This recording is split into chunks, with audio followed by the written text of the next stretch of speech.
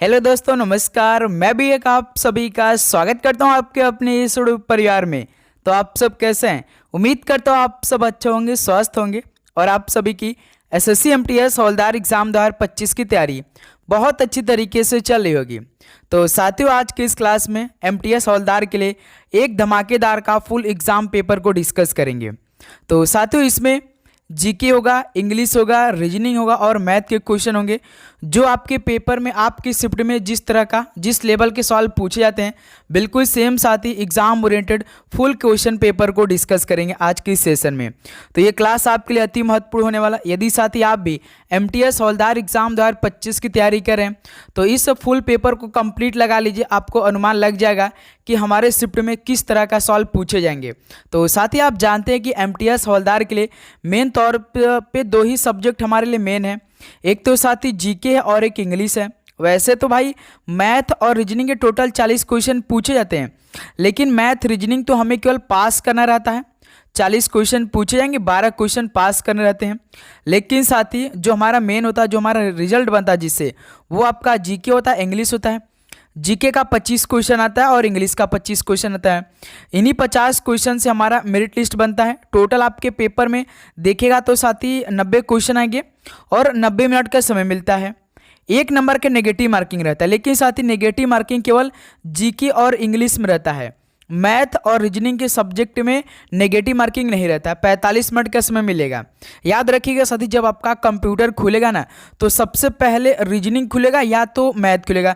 पहले आपका सेक्शन 1 होगा। सेक्शन 1 में आपको स्टार्टिंग के 40 क्वेश्चन मिलेंगे, जिसमें से आप सभी को मैक्सिमम 12 क्वेश्चन सही करने होंगे। याद रखिएगा 45 मिनट जैसे ही समाप्त होगा तुरंत आपका जो सेशन सेकेंड होगा जीके इंग्लिश, इसका ओपन होगा ओके कंप्यूटर पे। ये बात याद रखिएगा। तो बिल्कुल सेम साथ ही उसी के पैटर्न पे आज के इस क्लास में हम लोग एक फुल पेपर को डिस्कस करेंगे। तो ट्राई करिएगा साथ ही आप लोग 35 क्वेश्चन ठीक करने का। ओके, तो चलिए इस क्लास को स्टार्ट कर लेते हैं। डेली क्लास सुबह 8 बजे, दोपहर 12:35 पे साथ ही आप सभी को एक बहुत ही फुल लेंथ का टेस्ट मिलने वाला है। तैयार रहिएगा दोपहर 12:35 पे आज ही की डेट में।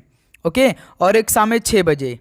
ठीक है, तो चलिए इस पेपर को हल करते हैं, देखते हैं कितना स्कोर कर पाते हैं आज के इस नए टेस्ट में। ओके, तो पहला प्रश्न हल करिए। भारतीय राज्य की कार्यकारी शक्ति किसमें निहित है? बताइए साथी, भारतीय राज्य की कार्यकारी शक्ति किसमें निहित है? तो ये तो राज्यपाल में है। पहले का सी ऑप्शन क्या हो जाएगा? बिल्कुल राइट आंसर हो जाएंगे। चलिए दोस्त, अगला सॉल्व कॉल करिए क्वेश्चन नंबर सेकेंड को। महात्मा गांधी ने सविनय अवज्ञा आंदोलन किस वर्ष शुरू किया था? बताइए साथी, महात्मा गांधी जी ने सविनय अवज्ञा आंदोलन किस वर्ष शुरू किया था? तो याद रखिएगा साथी 1930 में। बी ऑप्शन क्या बनेगा? बिल्कुल राइट आंसर हो जाएंगे। चलिए नेक्स्ट अगला सॉल्व कॉल करिए क्वेश्चन नंबर थर्ड को। इग्नाइटेड माइंड्स पुस्तक किसने लिखी है? बताइए साथी, इग्नाइटेड माइंड्स पुस्तक किसने लिखी है? तो याद रखिएगा एपीजे अब्दुल कलाम की यह पुस्तक है इग्नाइटेड माइंड्स। बी ऑप्शन क्या बनेगा? बिल्कुल राइट आंसर हो जाएंगे। ओके, चलिए दोस्त अगला सॉल्व कॉल करिएगा क्वेश्चन नंबर 4 को। एलिफेंटा की गुफाएं किस शहर में स्थित हैं? बताइए, एलिफेंटा की गुफाएं किस शहर में स्थित है? तो याद रखिएगा साथी मुंबई शहर में स्थित है। ऑप्शन सी क्या बनेगा? बिल्कुल राइट आंसर हो जाएंगे। चलिए अगला सॉल्व कॉल करिए क्वेश्चन नंबर 5 को। कौन सा अनुच्छेद प्रेस की स्वतंत्रता सुनिश्चित करता है? बताइए, कौन सा अनुच्छेद प्रेस की स्वतंत्रता सुनिश्चित करता है? तो साथ ही याद रखिएगा अनुच्छेद 19 करता है। डी ऑप्शन क्या बनेगा? बिल्कुल राइट आंसर हो जाएंगे। ओके, चलिए अगला सॉल्व कॉल करिएगा क्वेश्चन नंबर 6 को। निम्नलिखित में से कौन सी नदी बंगाल की खाड़ी में गिरती है? ऑप्शन देखिए और बताइए कि कौन सी ऐसी नदी है जो कि बंगाल की खाड़ी में गिरती है। ऑप्शन के अनुसार चलेंगे तो कृष्णा नदी है, जो कि पहला ही ऑप्शन है। तो यहाँ से ऑप्शन है बिल्कुल राइट आंसर हो जाएंगे। ओके, चलिए दोस्त अगला सॉल्व कॉल करिएगा क्वेश्चन नंबर 7 को। फसल उत्सव नवन्ना किस राज्य में मनाया जाता है? बताइए साथी, जो फसल उत्सव नवन्ना है ये किस राज्य में मनाया जाता है? तो साथी याद रखिएगा ये पश्चिम बंगाल में। ऑप्शन सी क्या बनेगा? बिल्कुल राइट आंसर हो जाएंगे। ओके, चलिए अगला सॉल्व कॉल करिए क्वेश्चन नंबर 8 को। देखनी किस राज्य के नृत्य से संबंधित है? बताइए साथी, जो देखने नृत्य है ये किस राज्य से संबंधित है? तो साथ याद रखिएगा ये गोवा से संबंधित है। बी ऑप्शन क्या बनेगा? बिल्कुल राइट आंसर हो जाएंगे। ओके, चलिए नेक्स्ट अगला सवाल कॉल करिए क्वेश्चन नंबर 9 को। 2023 में पद्मश्री प्राप्त करने वाले हेमंत चौहान किससे जुड़े हैं? बताइए साथी, किस संगीत से जुड़े हैं जिन्हें 2023 में पद्मश्री प्राप्त हुआ था? उनका नाम क्या था? हेमंत चौहान। तो वो किससे रिलेशन है? तो साथी याद रखिएगा गुजराती संगीत से। ऑप्शन है यहाँ सब सभी का बिल्कुल राइट आंसर हो जाएगा। हो सकता है साथी 2025 के शिफ्ट में ये सवाल आप सभी से पूछा जा सकता है हेमंत चौहान का, ये बात याद रखिएगा। ओके, चलिए जैसे 2024 में आपका पेपर हुआ था तो डाटा 2022 का पूछ रहा था। ओके, 2025 में होगा तो 2023 का डाटा देकर आप सभी से सवाल पूछेगा। ओके, तो याद करिएगा आप लोग। चलिए दोस्त अगला सवाल कॉल करिएगा क्वेश्चन नंबर 10 को। गोरुमारा राष्ट्रीय उद्यान किस राज्य में स्थित है? क्वेश्चन नंबर 10 का राइट आंसर दीजिए। गोरुमारा राष्ट्रीय उद्यान ये किस राज्य में स्थित है? तो साथ ही याद रखिएगा पश्चिम बंगाल में स्थित है। ऑप्शन सी क्या बनेगा? बिल्कुल राइट आंसर हो जाएंगे। चलिए नेक्स्ट अगला सवाल कॉल करिए क्वेश्चन नंबर 11 को। श्री सैलम बांध किस नदी पर बनाया गया है? तो साथी जो श्री सैलम बांध है ये किस नदी पर बनाया गया है? तो साथी याद रखिएगा कृष्णा नदी पर। बी ऑप्शन क्या बनेगा? बिल्कुल राइट आंसर हो जाएंगे। तो साथी आप चैनल पे नए हैं अभी तक सब्सक्राइब नहीं किया है तो साथी सब्सक्राइब करके नोटिफिकेशन को ऑन करिएगा, क्योंकि लगातार क्लास आ रही और हमारी तैयारी साथी जो सितंबर का महीना आएगा उसमें हम साथ में तैयारी करने वाले लाइव क्लास चलने वाली है। इस टाइम साथी कुछ दिक्कत का सामना करना पड़ा, लेकिन साथी डेली क्लास टाइमिंग से आ रही है सुबह 8 बजे, दोपहर 12:35 पे और शाम में 6 बजे। तो भाई आप नोटिफिकेशन को ऑन करिए जरूर से। ओके, क्योंकि जैसी क्लास आए तो सबसे पहला नोटिफिकेशन आप सभी के पास जाए। ओके, क्वेश्चन नंबर 12 देखिए। पूर्वी घाटी की सबसे ऊंची चोटी महेंद्रगिरी की ऊंचाई कितने मीटर है? बताइए साथी, जो पूर्वी घाटी की सबसे ऊंची चोटी महेंद्रगिरी है इसकी ऊंचाई मीटर में कितनी है? तो भाई याद रखिएगा 1501 मीटर है। ऑप्शन ए यहाँ सब सभी का बिल्कुल राइट आंसर हो जाएंगे। ओके, चलिए दोस्त अगला सवाल कॉल करिए क्वेश्चन नंबर 13 को। हम्पी के मंदिरों और महलों का निर्माण किस प्रकार की वास्तुकला में हुआ था? बताइए साथी, ये इंपॉर्टेंट सवाल है क्योंकि इस तरह का सवाल आप सभी से पूछा जाता है। हम्पी के मंदिरों और महलों का निर्माण किस प्रकार की वास्तुकला में हुआ था? तो साथी याद रखिएगा द्रविड़ शैली में। ऑप्शन यहाँ सब सभी का राइट आंसर हो जाएंगे। ओके, चलिए नेक्स्ट अगला सवाल कॉल करिए क्वेश्चन नंबर 14 को। 1840 में परमहंस मंडली की स्थापना कहाँ पर हुई थी? बताइए दोस्त 1840 में परमहंस मंडली की स्थापना कहाँ हुई थी? तो साथी याद रखिएगा मुंबई शहर में हुई थी। ऑप्शन सी क्या बनेगा? बिल्कुल राइट आंसर हो जाएंगे। चलिए दोस्त अगला सवाल कॉल करिए क्वेश्चन नंबर 15 को। यूनाइटेड नेशंस एनवायरनमेंट प्रोग्राम यानी UNEP का मुख्यालय कहाँ स्थित है? एक सवाल आप सभी से मुख्यालय से संबंधित जरूर पूछा जाएगा। संगठन का कौन सा मुख्यालय कहाँ पर है, जरूर सवाल आता है। बताइए UNEP का हेडक्वार्टर कहाँ स्थित है? तो भाई याद रखिएगा नैरोबी में। ऑप्शन बी क्या बनेगा? बिल्कुल राइट आंसर हो जाएंगे। ओके, चलिए दोस्त अगला सवाल कॉल करिए क्वेश्चन नंबर 16 को। दीनदयाल उपाध्याय ग्रामीण कौशल योजना किस वर्ष शुरू की गई थी? तो साथी दीनदयाल उपाध्याय ग्रामीण कौशल योजना किस वर्ष शुरू की गई थी? तो साथी याद रखिएगा वर्ष 2014 में। बी ऑप्शन क्या बनेगा? बिल्कुल राइट आंसर हो जाएंगे। ओके, चलिए अगला सवाल कॉल करिए क्वेश्चन नंबर 17 को। अंटार्कटिका अभियान किस बंदरगाह से शुरू किया गया था? बताइए साथी, अंटार्कटिका अभियान किस बंदरगाह से शुरू किया गया था? तो साथी याद रखिएगा मुर्मुगांव बंदरगाह से। डी ऑप्शन क्या बनेगा? बिल्कुल राइट आंसर हो जाएंगे। चलिए अगला सवाल कॉल करिए क्वेश्चन नंबर 18 को। भारत चीन सीमा को कितने सेक्टरों में बांटा गया है? बताइए साथी, भारत देश चीन देश सीमा को कितने सेक्टरों में बांटा गया है? तो साथी याद रखिएगा 3 सेक्टरों में। ऑप्शन सी क्या बनेगा? बिल्कुल राइट आंसर हो जाएंगे। चलिए नेक्स्ट अगला सवाल कॉल करिए क्वेश्चन नंबर 19 को। भारत एशिया के किस भाग में स्थित है? बताइए साथी, जो भारत है वो एशिया के किस भाग में स्थित है? तो भाई याद रखिएगा दक्षिण एशिया में। ऑप्शन यहाँ सब सभी का बिल्कुल राइट आंसर हो जाएंगे। ओके, चलिए अगला सवाल कॉल करिए क्वेश्चन नंबर 20 को। गारो जनजाति भारत के किस क्षेत्र से संबंधित है? बताइए, गारो जनजाति भारत के किस क्षेत्र से संबंधित है? तो साथ ही याद रखिएगा, उत्तर पूर्वी क्षेत्र से संबंधित है गारो जनजाति। तो सी ऑप्शन क्या बनेगा? बिल्कुल राइट आंसर हो जाएंगे। नेक्स्ट अगला नंबर को हल करिए दोस्त, क्वेश्चन नंबर 21 को। भारत का कौन सा राज्य रबड़ का अग्रणी उत्पादक है? बताइए साथी, भारत का कौन सा स्टेट रबड़ का अग्रणी उत्पादक है, यानी सबसे अधिक रबड़ जो वहाँ पर उत्पादन किया जाता है, कौन सा स्टेट है? तो साथी याद रखिएगा केरल राज्य है, यानी डी ऑप्शन क्या बनेगा? बिल्कुल राइट आंसर हो जाएंगे। चलिए तो भाई अगला सवाल को हल करिए, क्वेश्चन नंबर 22 को। भारतीय संविधान में मौलिक कर्तव्यों को पहली बार कब जोड़ा गया था, यानी किस वर्ष में? बताइए साथी, भारतीय संविधान में मौलिक कर्तव्यों को पहली बार कब जोड़ा गया था, किस वर्ष में? तो साथी याद रखिएगा 1976 में। ऑप्शन ए यहाँ से आप सभी का बिल्कुल राइट आंसर हो जाएंगे। ओके, चलिए अगला सवाल कॉल करिए, क्वेश्चन नंबर 23 को। व्हाइट मैन कप किस खेल से संबंधित है? तो साथी व्हाइट मैन कप किस खेल से संबंधित है?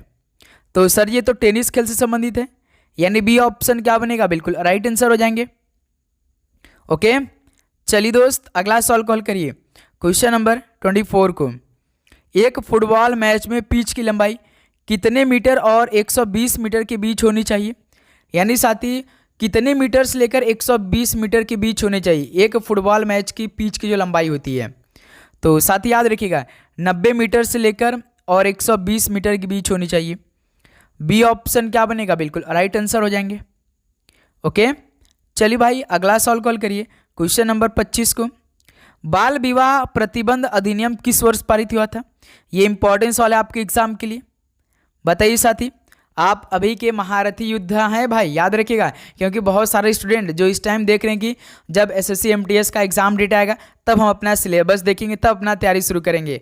वो उनका कुछ नहीं होने वाला साथी, जो तैयारी करेगा वही सिलेक्शन ले जाएगा। जो अभी से और इसी टाइम से तैयारी करेगा वही साथी सिलेक्शन ले जाएगा। ये बात बिल्कुल 100% फिक्स है, ये आप सभी को भी मालूम है।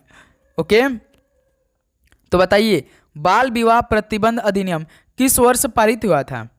तो साथ ही याद रखिएगा 1929 में। ऑप्शन सी क्या बनेगा? बिल्कुल राइट आंसर हो जाएंगे। चलिए अगला सवाल कॉल करिए दोस्त, क्वेश्चन नंबर 26 को। अब देखिए भाई इंग्लिश के सवाल। अब इंग्लिश के क्वेश्चन आप बिल्कुल ध्यान से अच्छे से कंप्लीट अपने से हल करने का ट्राई करिएगा। ओके साथी, जैसे देखिए 26 number, select the word which means the same as the group of words given. इसका मतलब यहाँ पे साथी सेंटेंस दिया, उसका मीनिंग आपको समझना है, एक वर्ड में बताना है। जैसे देखिए, a system of government in which power is held by the people. पहले इसका मीनिंग क्या निकलेगा? A system of government in which powered is held by the people, यानी एक ऐसी शासन प्रणाली जिसमें सत्ता जो है ना वो जनता के हाथ में होती है, उसको क्या बोलते हैं? बताइए साथी, एक ऐसी शासन प्रणाली जिसमें सत्ता जो है ना वो जनता के हाथों में होती है, क्या साथी ब्यूरोक्रेसी बोलेंगे? इसका मतलब क्या होता है? नौकरशाही होता है। याद रखिएगा साथी, जो ब्यूरोक्रेसी का मतलब होता है ना वो नौकरशाही बोलते हैं, ये बात याद रखिएगा साथी। उसके बाद ऑटोक्रेसी का मतलब क्या होता है? भाई ऑटो मतलब क्या होता है? एक तंत्र। क्या साथी? ऑटोक्रेसी मतलब मेरे दोस्त याद रखिएगा एक तंत्र होता है। डेमोक्रेसी ये हो सकता है भाई, क्योंकि प्रजातंत्र है, एक तंत्र प्रजातंत्र हो जाएगा। एक ऐसी प्रणाली जिसमें भाई सत्ता जो जनता के हाथों में होती है उसे क्या बोलेंगे? डेमोक्रेसी। प्रजातंत्र होते हैं, याद रखिएगा। और मोनार्ची का मतलब क्या होता है? मोनार्ची का भी मतलब होता है साथी राजतंत्र। क्या होता है मेरे दोस्त? राजतंत्र होता है, ये बात याद रखिएगा। तो यहां से इस सवाल का सी ऑप्शन बिल्कुल राइट आंसर हो जाएंगे। ओके, चलिए अगला सवाल कॉल करिए भाई, क्वेश्चन नंबर 27 को। Select the incorrectly spelled word, यानी इन चार ऑप्शन में से एक कहीं ना कहीं साथी स्पेलिंग क्या है, मिस्टेक क्या है, किस ऑप्शन में? देखिए जैसे एड्रेस है, पहला ऑप्शन एड्रेस।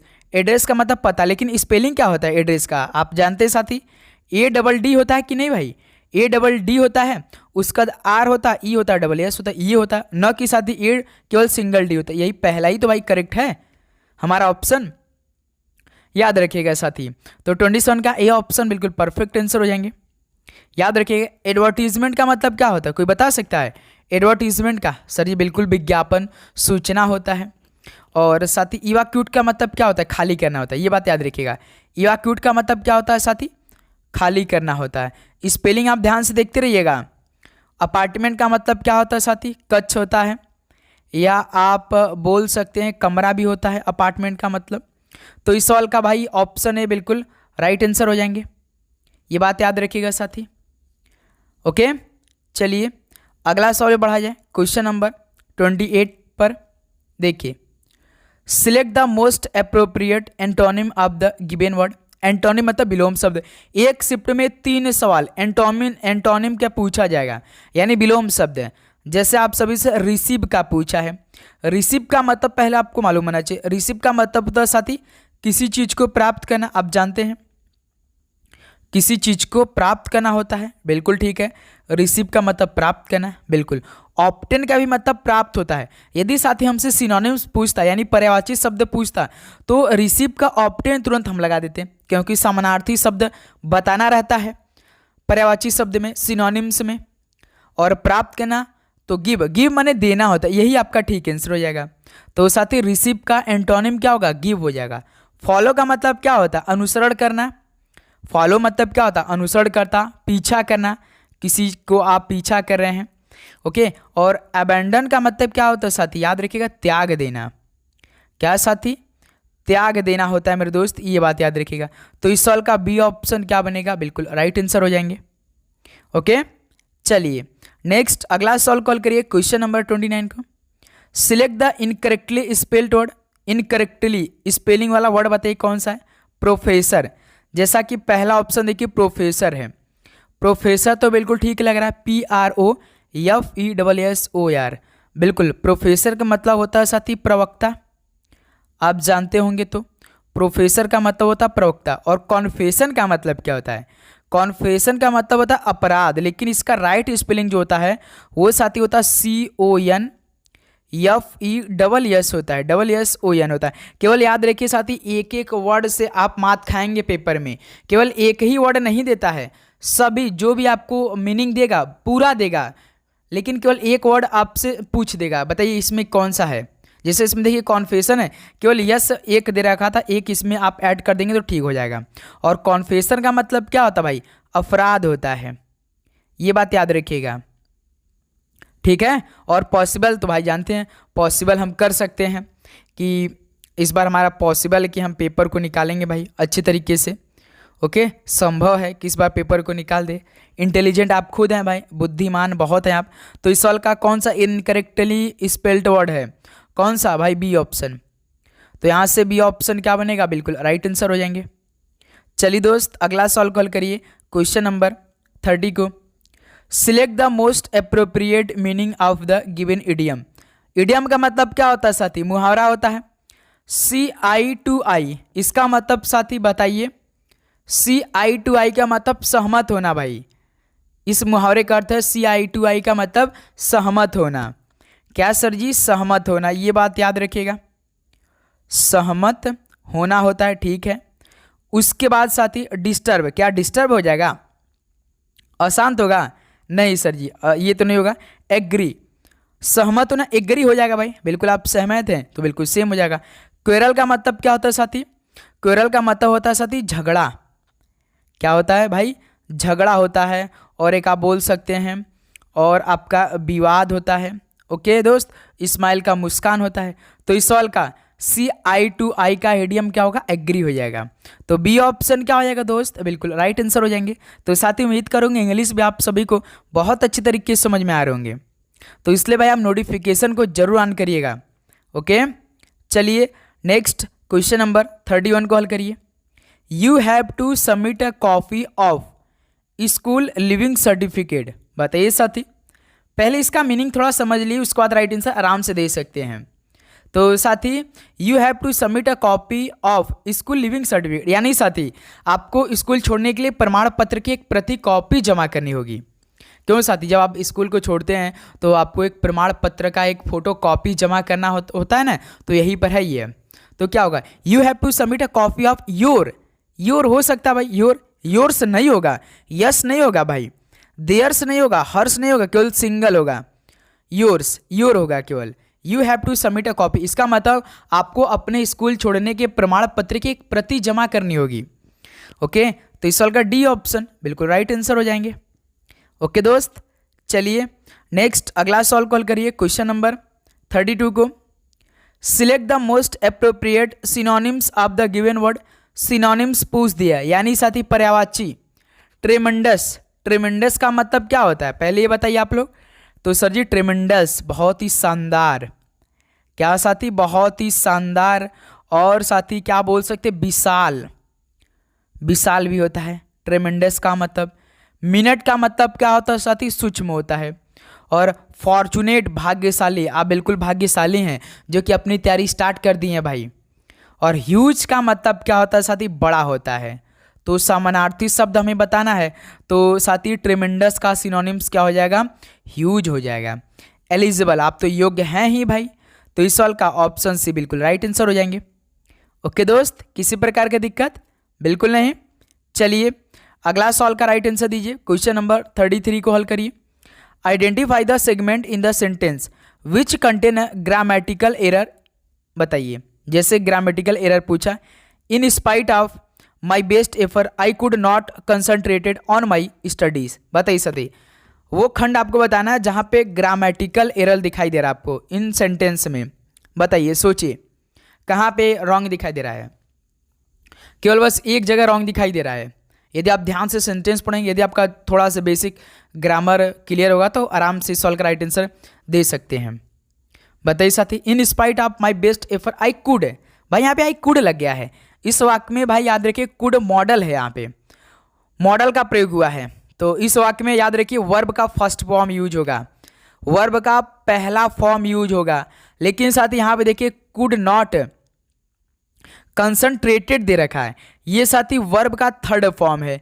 अब कंसंट्रेटेड का फर्स्ट फॉर्म क्या होता है, कंसंट्रेट होता है। CONCENTRAT होता है, ED नहीं होता भाई, केवल TE तक होता है, D नहीं होता है। ये थर्ड फॉर्म हो गया। तो यहाँ पे क्या होगा, राइट इसका sentence, in spite of my best effort I could not concentrate on my study. इसका मतलब अपनी पूरी कोशिश के बावजूद मैं अपनी पढ़ाई पर ध्यान केंद्रित नहीं कर सका। भाई मैंने तो पूरा कोशिश किया, इसके बावजूद मैं अपनी पढ़ाई पर ध्यान केंद्रित नहीं कर सका। तो यहीं पे साथी कंसंट्रेटेड की जगह क्या होगा, कंसंट्रेट होगा। यानी कुड नॉट क्या होगा, कुड नॉट कंसंट्रेट नहीं होगा साथी, कुड नॉट कंसंट्रेट होगा। तो सी ऑप्शन बिल्कुल राइट आंसर हो जाएंगे। ये बात याद रखिएगा आप लोग, ठीक है। चलिए नेक्स्ट अगला सवाल को हल करिए दोस्त, क्वेश्चन नंबर 34 को। Select the most appropriate synonyms of the given word. Regular का सिनोनिम्स बताइए, यानी पर्यायवाची। रेगुलर का मतलब क्या होता है साथी, लगातार होता है।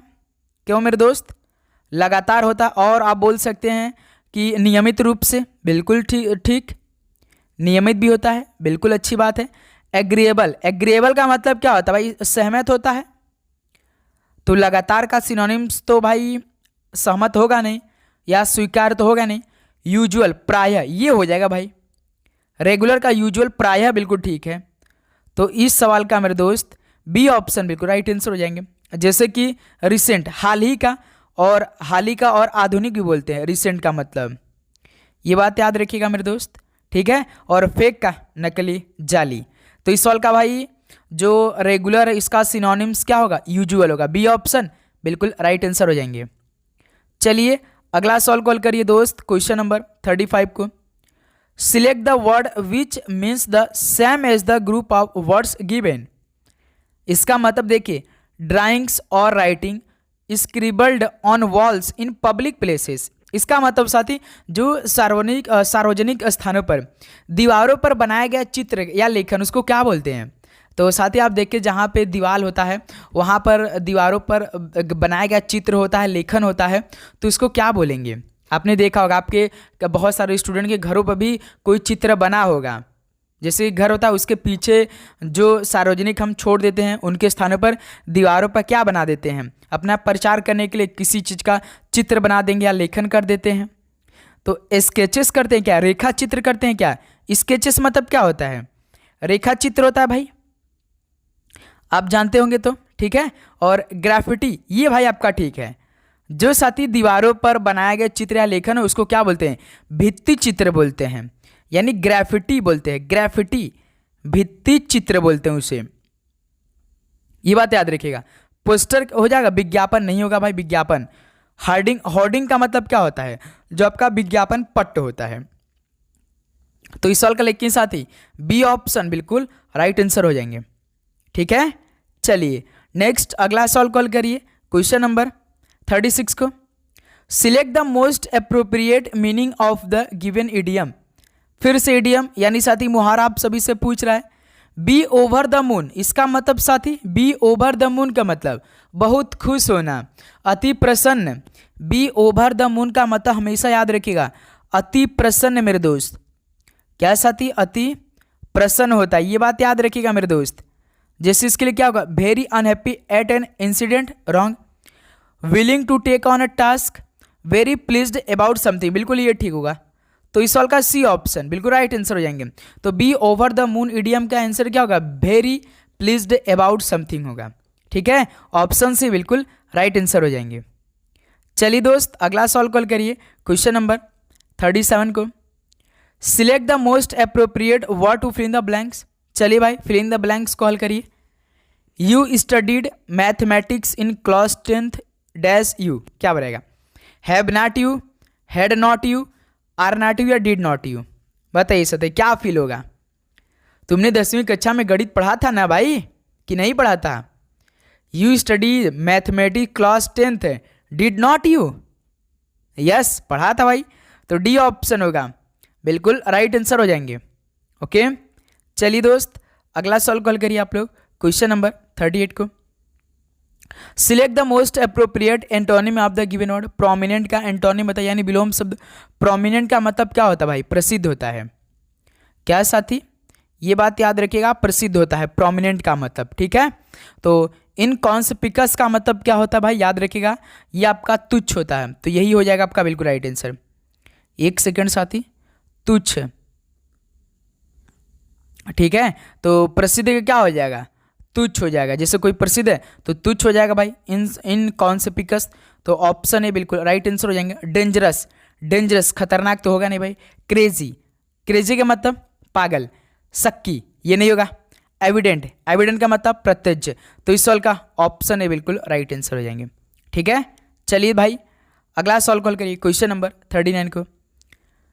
इसका मान ज्ञात करिए। यहाँ पे आपका समीकरण दे रखा है, इसका मान ज्ञात करना है। जैसे क्या दिया है समीकरण, हल करिए साथी। हम क्वेश्चन लिख रहे हैं तब से आप सभी का राइट आंसर आ जाना चाहिए। 5 + 32 भाग 2 + 6 गुणा 2.5, इसका आंसर कितना आएगा? हल करिए। बहुत सिंपल भाई, इसमें बॉडमास के नियम लगा दीजिए। सबसे पहले भाग कर दीजिए, कितना आंसर आएगा बताइए? पॉज करिए। 5 + 2 का भाग 32 में 16 प्लस 6 का गुणा 2.5 में करेंगे तो कितना होगा? 6 पंजे 30 का 0, 6 दूनी 12, 3 15 यानी 15 होगा। 2.5 का मल्टीप्लाई जब साथी 6 में करेंगे तो आपका 15 ही आएगा ना। तो तीनों को जोड़ दीजिए, कितना आएगा? 5 16 21, 21 15 36। तो इस वाले का क्या साथी? सी ऑप्शन 36 ठीक है कि कुछ अलग आंसर आप सभी का आया? बताइए 36 ठीक है? बिल्कुल सर जी, बहुत अच्छा। इसी बात पे लाइक करेंगे, सब्सक्राइब करेंगे। चलिए दोस्त अगला सवाल कॉल करिए, क्वेश्चन नंबर 40 को। 5 वर्षों के लिए 6% वार्षिक ब्याज दर पर उधार ली गई राशि ₹2500 पर साधारण ब्याज रुपीज में ज्ञात करिए। तो सर जी यहाँ से तो हमसे सिंपल इंटरेस्ट पूछा है। सिंपल इंटरेस्ट का फॉर्मूला क्या होता है? प्रिंसिपल रेट टाइम बटे में 100। चलिए आप लोग हल करना है, आप लोग हल करिए साथ ही। सवाल का राइट आंसर क्या निकल के आएगा? 2500 पर साधारण ब्याज ज्ञात करिए 5 वर्षों के लिए 6% वार्षिक ब्याज पर। बताइए, हमने आपको बताया प्रिंसिपल सबसे अधिक नंबर में होता है तो 2500 ठीक है सर जी। रेट प्रतिशत में 6%, टाइम 5 साल बटे में 100। 00 से 00 कैंसिल, 25 छक्का 150, 25 छक्का 150 गुणा 5, 15 × 5 = 75 यानी 750, जो कि ऑप्शन सी बिल्कुल राइट आंसर हो जाएगा आप सभी का। ओके दोस्त, नेक्स्ट आगे बढ़ा जाए। बिल्कुल सर जी, क्वेश्चन नंबर 41 को हल करिए साथी। 68 और 91 के बीच स्थित अभाज्य संख्याओं का औसत ज्ञात करिए। चलिए साथी ये सवाल हल करिए आप लोग। 68 69 नहीं 70 71। अभाज्य संख्या कौन संख्या होती है? वो संख्या जो केवल एक और अपने आप से कटे और किसी भी संख्या से नहीं कटे। केवल साथी अभाज्य संख्या यानी प्राइम नंबर, प्राइम नंबर वो नंबर होती है जो केवल एक और साथी खुद अपने सेल्फ से कटे और किसी भी नंबर से न कटे। ये बात याद रखो, इसी को हम क्या बोलते हैं? अभाज्य संख्या बोलते हैं। 68 और 91 के बीच पहले कितने अभाज्य संख्या होते हैं उसको चेक करते हैं, लिखते हैं। सबसे पहले 71 होगा, 71 के बाद 73 होगा, 74 तक तो सम संख्या, 75 76 भी सम, 77 भी, 78 79 79 साथ ये क्या अभाज्य संख्या है। 79 के बाद 83 भी आपका एक है अभाज्य संख्या। 83 के बाद डायरेक्ट साथ ही 89 है। तो ये 90 आपका एक सम संख्या। देखिए कितने हैं, 1 2 3 4 5 है। तो हम क्या करते हैं, औसत कैसे निकालते हैं? सभी संख्याओं को जोड़ देते हैं, जितने संख्या रहते हैं उनको काउंट करके भाग कर देते हैं। तो पहले ऊपर की सभी संख्याओं को हम लोग जोड़ेंगे। 9 3 12, 12 9 21, 21 3 24, 1 25 का 5 2, 8 8 16, 16 7 23 होता है, 23 7 30 होता है, 30 7 37 होता है। 37 के बाद 2 हमारा आया था कैरी, 37 2 39 यानी 395 बटे में 5 आ रहा है।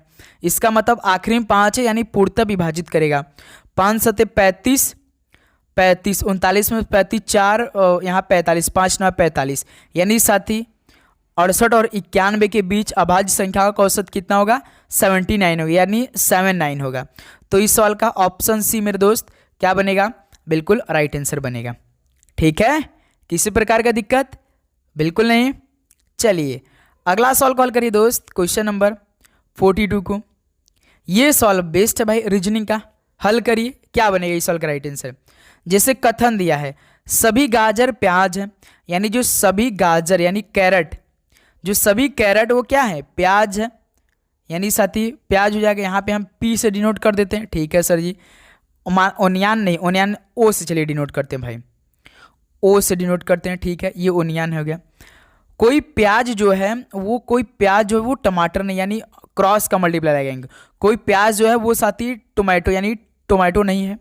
ठीक है, ये हमारा साथी कथन का ये रिलेशन बन चुका है। ठीक है, अब देखिए कोई गाजर टमाटर नहीं है, कोई गाजर यानी साथी कोई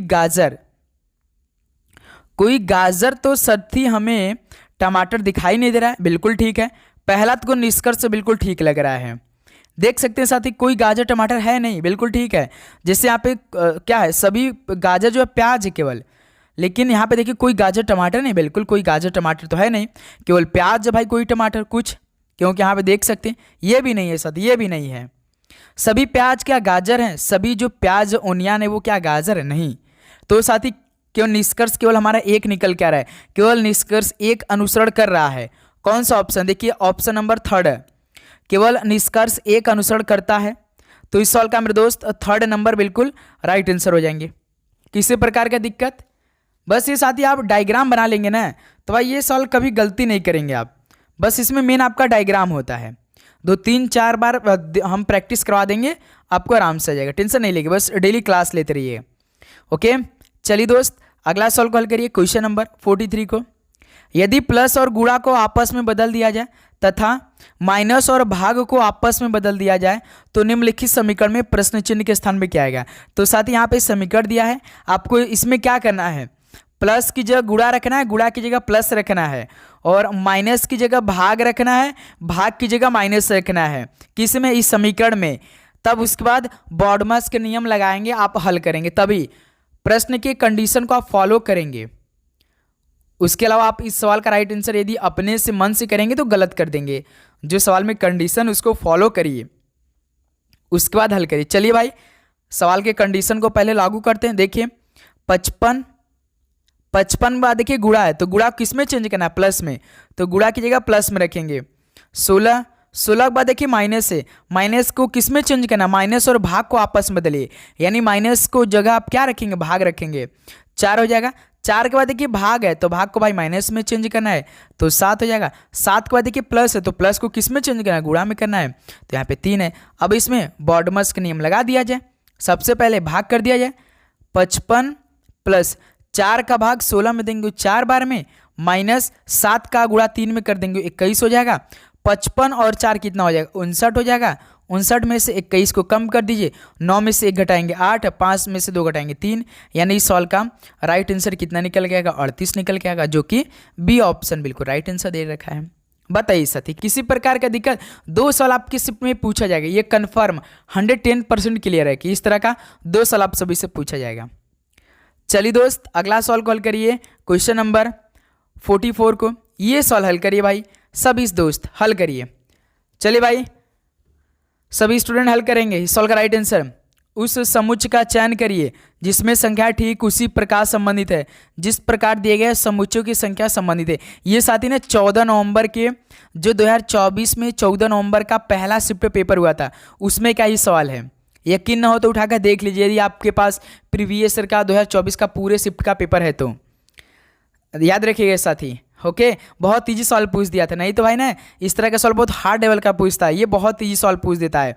जैसे हमने तरीका क्या बताया है, जब इस तरह का सवाल है तो आपको इसमें 3 से 4 काम करना है। जैसे कि इन दोनों को आपस में पहले जोड़ना है, 18 3 21, इसमें देखना है कि 54 किससे बना है, फिर एक बार साथी इन दोनों का मल्टीप्लाई करना है। देखिए 18 में 3 का मल्टीप्लाई करेंगे तो 54 आ जाएगा।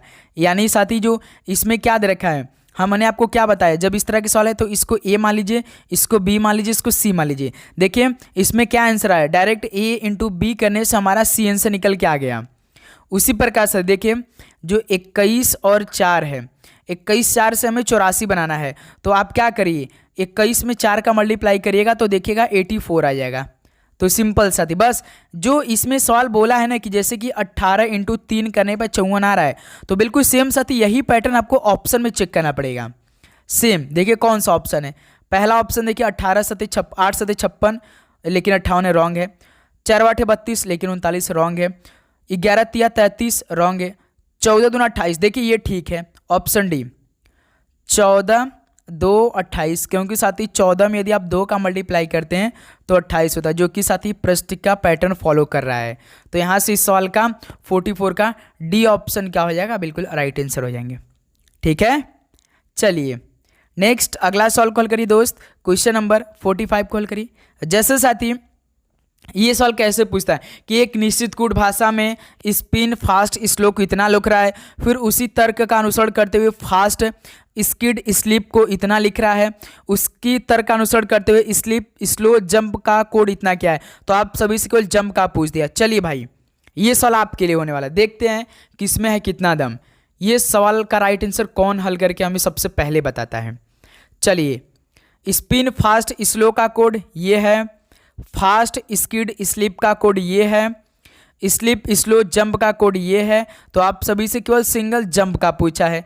तो साथी जब आप सभी से केवल सिंगल जंप का पूछे ना, तो आपको ये चेक करना है क्या तीनों में जो कोड किया है क्या तीनों में जंप है।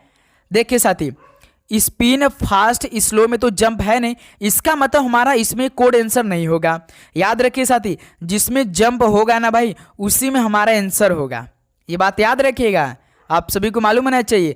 फिर देखिए साथी फास्ट स्किड स्लिप, इसमें जंप नहीं है तो साथी इसमें हमारा आंसर नहीं होगा। और इसमें देखिए स्लिप स्लो जंप, लेकिन साथ देखिए इसमें जंप है तो हमारा आंसर इसी में से कुछ ना कुछ आएगा। अब लेकिन कैसे आएगा, आपको एलिमिनेट आना चाहिए।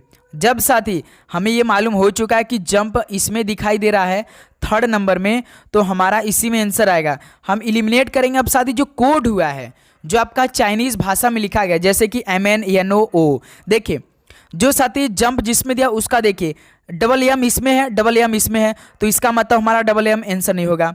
फिर देखिए डबल आर इसमें है, डबल आर इसमें है, तो हमारा आंसर नहीं होगा। तो सिंगल कौन बचा, डबल जेड। तो साथी जंप का जो कोड होगा आपका ना वो साथी डबल जो जेड हो जाएगा। तो यही देखिए डी ऑप्शन। ऐसे साथी सवाल हल होता है, ये बात याद रखिएगा आप लोग। ओके, हमेशा याद रखिएगा साथी, जब आप सभी से सिंगल जंप का पूछा ना और जिसमें जंप रहेगा केवल उसी में आपका आंसर रहेगा, तब हम क्या करेंगे, एलिमिनेट लगाएंगे। देखिए जैसे जिसमें जंप है ना इसमें देखिए डबल एम है तो इसमें डबल एम है, तो ये हमारा आंसर कतई नहीं होगा। ये बात याद रखिएगा, जो आप सभी से जंप पूछेगा ना जो उसमें रहेगा, जो तीनों ऑप्शन में रहेगा कोई ना कोई रहेगा कॉमन, तो वो आंसर नहीं होगा। जैसे देखिए इसमें यम है, इसमें यानी कॉमन है तो इसमें आंसर नहीं होगा। फिर देखिए आर इसमें है, आर इसमें है, जो कि हमारा आंसर नहीं होगा। सिंगल कौन बचा, केवल डबल जेड बचा। तो जंप का कोड क्या होगा, तो साथी डबल जेड हो जाएगा, जो कि ऑप्शन डी बिल्कुल परफेक्ट आंसर हो जाएगा। ये बात याद रखिएगा मेरे दोस्त। ओके, आज आप सभी का पूरा डाउट जो वो क्लियर हो चुका होगा ये सॉल्व को लेकर। चलिए दोस्त, अगला सॉल्व कल करिए क्वेश्चन नंबर 46 को। ये सॉल्व है बेहतरीन है, हल करिए आप लोग बहुत अच्छी तरीके से। चलिए ये सवाल आप हल करेंगे। बस ये सवाल ना आपको दायां बायां का खेल मालूम होना चाहिए मेरे दोस्त, आप एकदम उड़ा देंगे पेपर को। 2 सवाल आएगा आप पेपर में, आप कोई भी एग्जाम को उठाकर देखते होंगे ये सवाल हमेशा पूछता है। रीजनिंग का बेसिक ये है। जैसे देखिए ABCDEF और जी एक वृत्ताकार मेज के चारों ओर केंद्र की ओर मुख करके बैठे हैं। यफ जो है ठीक है, पहले साथी 7 लोग बैठे हैं एक केंद्र की ओर, ठीक है, एक वृत्ताकार केंद्र बना देते हैं। यहाँ पे केंद्र 7 लोग को बैठाना है ना दोस्त। देखिए 1 लोग को बैठा लिया, 2 लोग को बैठा लिया, 3 लोग को बैठा लिया, 4 लोग को बैठा लिया, और उसके बाद साथी 5 लोग को बैठा लिया, 6 लोग को बैठा लिया, 7 लोग को बैठा लिया। ठीक है, 1 सेकेंड और थोड़ा सा गैपिंग पोजीशन देते हैं ना भाई। जैसे देखिए 1 लोग को बैठा लिया, 2 लोग को बैठा लिया, 3 लोग को बैठा लिया, 4 लोग को बैठा लिया, 5 लोग को बैठा लिया, 6 लोग को बैठा लिया, 7 लोग को बैठा लिया। ठीक है, 7 लोग को बैठा लिया। अब सवाल पे बढ़ा, एक एक लाइन को हम लोग हल करेंगे। बस साथी आप सभी को दायां बायां मालूम होना चाहिए, जहां पर बैठाएंगे ना उसका आपको दायां बायां मालूम होना चाहिए। जैसे दायां आपका राइट साइड होता है और बायां साइड लेफ्ट हैंड साइड होता है। बायां लेफ्ट, राइट दायां, दायां बायां। कोई बोलता नहीं कि दायां राइट साइड बोलता है, बायां यानी लेफ्ट साइड बोलता है। ठीक है, देखिए सॉल्व। यफ जो है वो बी के बाएं से दूसरे स्थान पर है, बैठा है। यानी साथी बी के बाएं से दूसरे स्थान पे कौन बैठा है? यफ बैठा है। तो बी को कहाँ पे बैठाया जाए? तो साथी बी को यहाँ पे बैठा दिया जाए। बी को साथी जब यहाँ पर बैठाएं तो यफ जो है वो बी के बाएं से दूसरे स्थान पे, यानी बायां किधर होगा भाई? इधर देखिए, इधर तो राइट साइड होगा, इधर तो साथी लेफ्ट साइड होगा। यानी राइट का मतलब क्या होता है? दायां होता है, ठीक है, और लेफ्ट का मतलब वो क्या होता है साथी? बायां होता है। तो हमें बी के बायां पे बैठाना है दूसरे स्थान पे यफ को। तो देखिए बी यहाँ पे जब बैठा है तो साथी बी का दूसरा स्थान कौन है? बायां, ये है, यानी यफ यहाँ बैठ जाएगा। ठीक है, यफ बैठ चुका है, यानी एक लाइन हमारा क्लियर हो चुका। अब देखिए सवाल क्या पूछा, यफ जो है वो डी के बाएं से तीसरे स्थान में बैठा है। यानी डी के बाएं से तीसरे स्थान में कौन बैठा है? यफ बैठा है। अब साथी देखिए डी को यदि साथी हम यहाँ पर बैठाते हैं, डी को साथी यहाँ पे बैठाएंगे तभी तो साथी डी के बाएं से तीसरे स्थान पे यफ यहाँ पर है। देखिए यफ यहाँ पे है तो साथी डी के बाएं से तीसरे स्थान, देखिए 1 यहाँ पर, 2 यहाँ पर, 3 यहाँ पर। तो यानी साथी आप ध्यान से देख रहे होंगे तो डी के बाएं से तीसरे स्थान पे यफ बैठा जो कि यहाँ पे बैठा। ठीक है, सेकेंड लाइन भी हमारा क्लियर हो चुका है, कोई दिक्कत है यहाँ तक? बिल्कुल। अब देखिए थर्ड नंबर पे बी जो है साथी वो ई के ठीक दाएं बैठा है। यानी साथी जो बी है ना वो ई के ठीक दायां बैठा, यानी राइट साइड बैठा है। लेकिन हमने तो बी को यहाँ पे ऑलरेडी बैठाया है। यानी साथी ई को यहाँ पे हम बैठाते हैं, ई को यदि हम यहाँ पे बैठाएंगे तो देखिए ना साथी ई के ठीक दायां राइट साइड कौन बैठा है? बी यहाँ पे बैठा है। बिल्कुल, ये भी लाइन क्लियर हो चुका है। अब नेक्स्ट देखिए ए जो है साथी वो ई के बाएं से तीसरे स्थान में बैठा है। यानी ई के बाएं से, ई तो यहाँ पे ऑलरेडी बैठ चुका है, तो ई के बाएं से तीसरे स्थान पे, यानी बायां साथी ऊपर यफ का साइड देखिए, यफ 1 हो गया, 2 हो गया, 3 हो, यानी यहाँ पर साथी ए बैठा है। देखिए ना ई के बाएं से तीसरे स्थान पे, यानी बायां तो ऊपर होगा ना, देखिए तीसरे स्थान पे ए को बैठा दिया। ठीक है सर जी। अब उसका देखिए ये भी लाइन क्लियर हो चुका। अब नेक्स्ट देखिए ए जो है वो जी के ठीक दाएं बैठा है। ये जो साथी जो जी के ठीक दाएं बैठा, यानी जी को हमें कहाँ बैठाना चाहिए? यहाँ पे बैठा देना चाहिए। जी के ठीक दायां कौन हो जाएगा साथी? राइट साइड कौन हो जाएगा? ए बैठा है तो बैठ चुका है। देखिए सब लाइन कंप्लीट हो चुका, केवल एक अभी खाली है, तो इस पर कौन बैठेगा? सी बैठा देते हैं, क्योंकि सी अभी नहीं कहीं बैठा है तो सी को बैठा दिया जाए। अब सवाल क्या पूछा है? ई के सापेक्ष में यफ का स्थान क्या? ई के सापेक्ष में भाई ई तो यहाँ पर है तो यफ यहाँ पे है, तो ई के जस्ट बायां साइड पे कौन बैठा है? सर यफ, यानी ई के सापेक्ष में यफ का स्थान क्या है? ठीक बायां है, जो कि पहला ऑप्शन देखिए। बताइए साथी किसी प्रकार का दिक्कत? बताइए साथी, पूरे जोश उमंग के साथ हम क्लास ले रहे हैं भाई, पूरी ईमानदारी के साथ। क्यों साथी? समझाने का पूरा गारंटी साथी, किसी प्रकार का दिक्कत? ओके बहुत अच्छा, उम्मीद करूंगा साथी ये सवाल आप सभी को समझ में आ चुका होगा। चलिए साथी नेक्स्ट अगला सवाल कॉल करिए क्वेश्चन नंबर 47 को। जैसे एक निश्चित कुट भाषा में ट्रेन वॉज लेट को इतना लिख रहा है, इसके रूप में कोडबद्ध किया जाता है। और जर्नी बाय ट्रेन को इतना कोड किया है। तो दी गई भाषा में ट्रेन को किस प्रकार कोडबद्ध किया जाएगा। तो साथ ही आप सभी से क्या पूछा, बस ये चेक करना है। तो आप सभी से ट्रेन पूछा, केवल सिंगल पूछा है ना।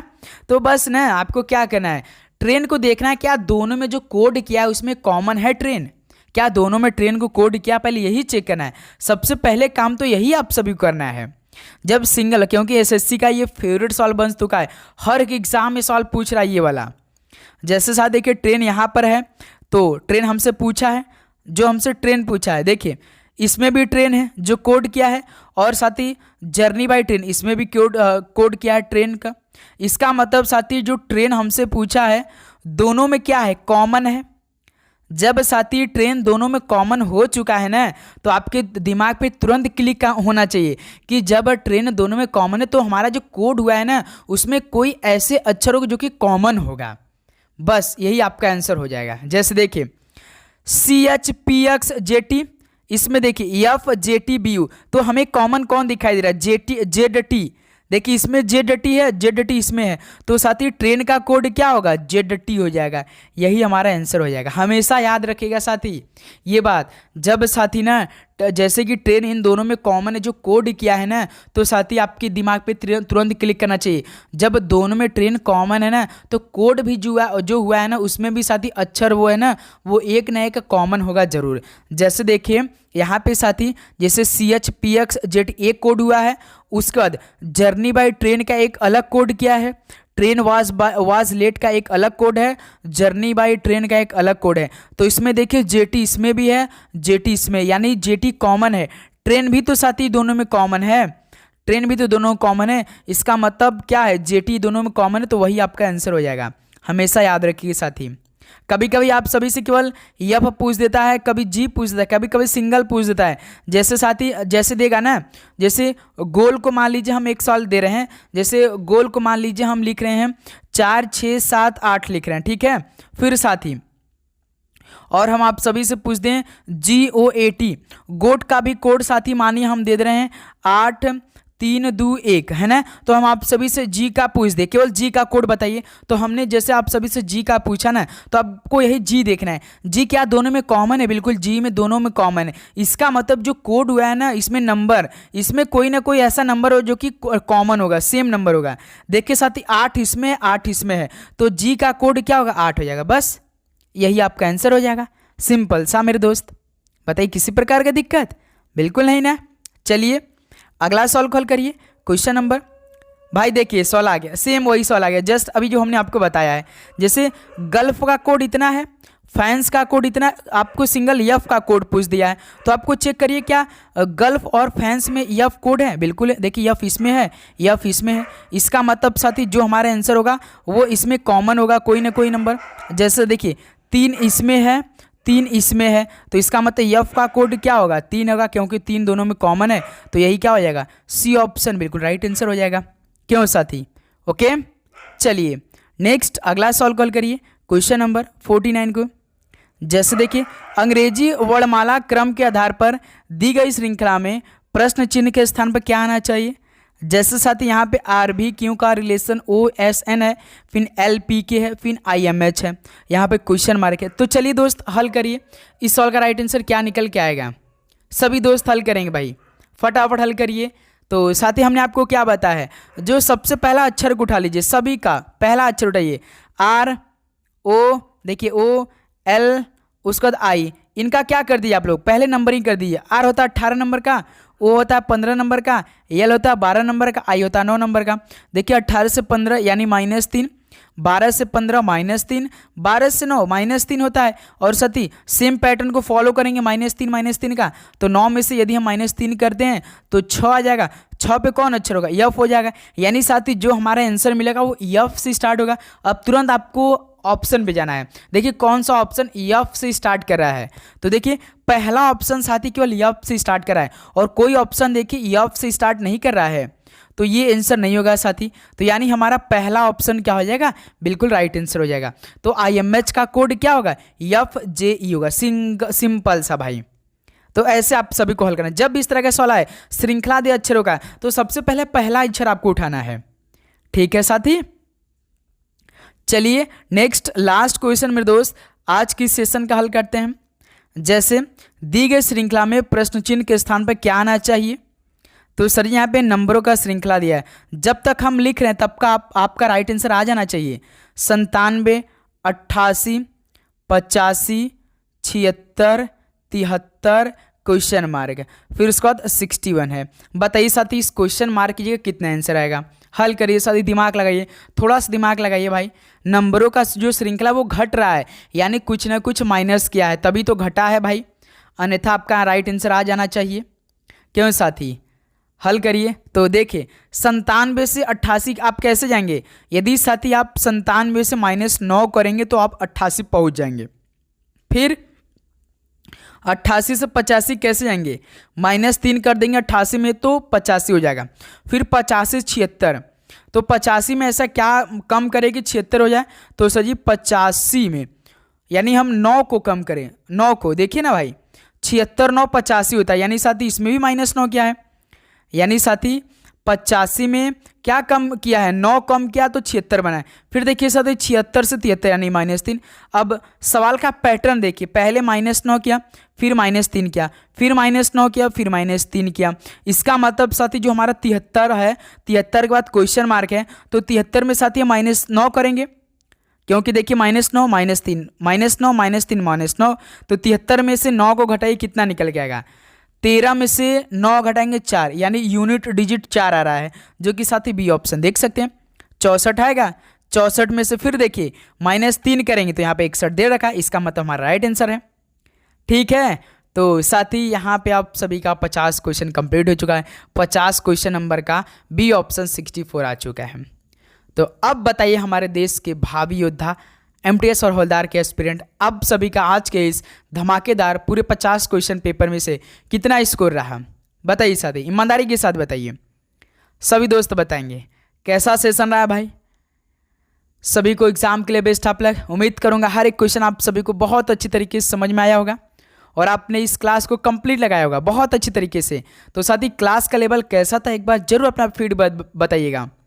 ओके, और चैनल को सब्सक्राइब करके नोटिफिकेशन को ऑन कर लेंगे तो हमें मालूम हो जाएगा कि आपको क्लास अच्छी लगी।